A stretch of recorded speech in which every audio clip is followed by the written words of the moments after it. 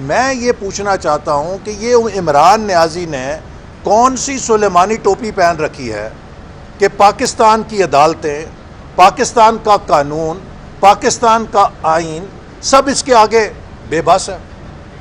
صرف ایک سلیمانی ٹوپی ہے اس کے پاس کہ اس نے گالیاں نکالنے کی سائنس سیکھی ہے، کہ جہاں یہ دیکھتا ہے کہ میں کسی کی گرفت میں آنے لگا ہوں، اس کے خلاف اپنے سوشل میڈیا کے ذریعے گالی گلوچ شروع کر دیتا ہے۔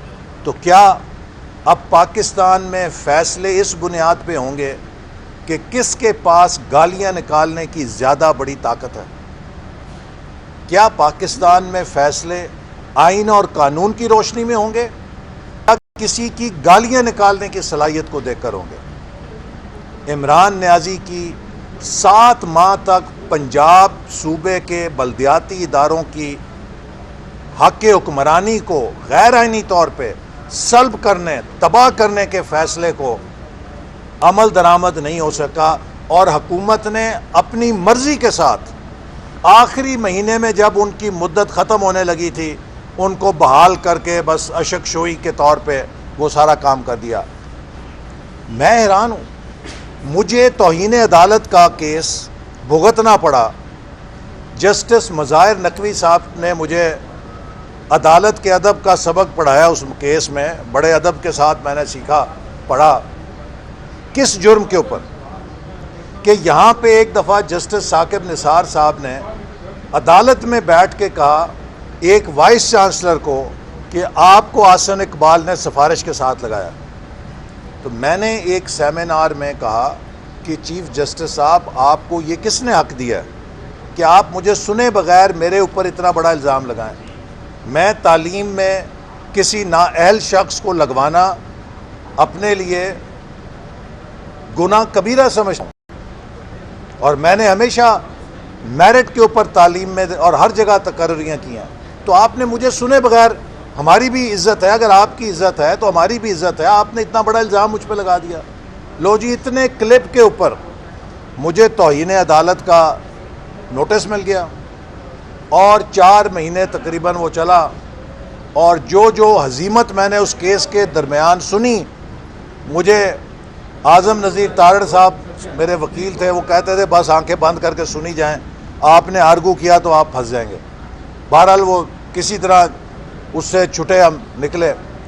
تو میرا مقصد ہے کہ میں نے تو ایک اتنی سی بات کے اوپر کہ جو چیف جسٹس ثاقب نثار نے کی تھی، اس کے جواب میں کہا کہ مجھے سنے بغیر آپ نے میرے پہ اتنا بڑا الزام کیوں لگا دیا؟ آپ پاکستان کے کسٹوڈین ہیں انصاف کے، مجھے آپ چارج شیٹ کرتے، مجھے آپ نوٹس دیتے کہ بھئی کیا تم نے کوئی سفارش پہ کسی کو لگایا؟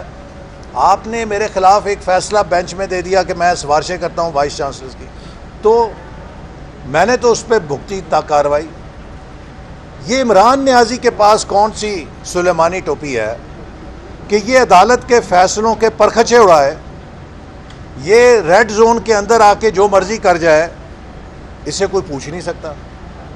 ایک یک طرفہ طور پہ وہ چلی جا رہا ہے، پورے ملک کے ساتھ کھیلی جا رہا ہے۔ اور اب آپ نے دیکھا کہ جس طرح کی میچ فکسنگ ہوتی ہے، اس طرح کی کیس فکسنگ کی باتیں آ رہی ہیں مبینہ طور پہ۔ یہ نہایت ہی سنگین واقعہ ہے۔ ہم پاکستان کی سپریم کورٹ کا ادب کرتے ہیں، چونکہ اگر سپریم کورٹ بے توقیر ہوگی تو رول آف لا بے توقیر ہو جائے گا۔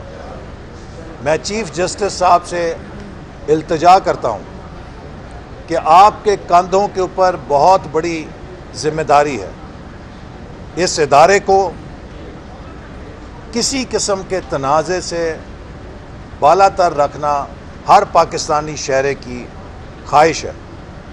یہ ٹیپس جو آئی ہیں یہ معمولی ٹیپس نہیں ہیں، انہوں نے نظام عدل کے اوپر ایک بہت بڑا سوالیہ نشان لگایا ہے۔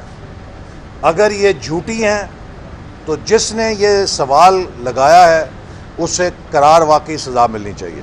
مجھے افسوس سے کہنا پڑتا ہے کہ ہمارے بعض پڑھے لکھے ججوں نے اور جرنیلوں نے اس نااہل اور ناتجربہ کار شخص کو پاکستان کے اوپر مسلط کیا، اپنی 40-50 लाख की गाड़ी के ऊपर तो वो अनट्रेन्ड ड्राइवर नहीं बिठाएंगे। पाकिस्तान का कोई जर्नल या जज या कोई शहरी अपनी 40-50 लाख की गाड़ी की चाबी किसी ऐसे शख्स को नहीं देगा जिसने ज़िंदगी में कभी गाड़ी ना चलाई हो। लेकिन इस मुल्क की चाबियां एक ऐसे शख्स के हाथ में दे दी गईं जिसने कभी यूनियन काउंसिल नहीं चलाई थी। जैसे एक अनट्रेन्ड ड्राइवर गाड़ी का एक्सीडेंट करता है, अपना सिर भी फाड़ता है और गाड़ी भी चिकनाचूर करता है, आज इमरान नियाज़ी भी अपना सिर फाड़ के बैठा है और इस गाड़ी का भी चिकनाचूर करके हमारे हवाले कर गया।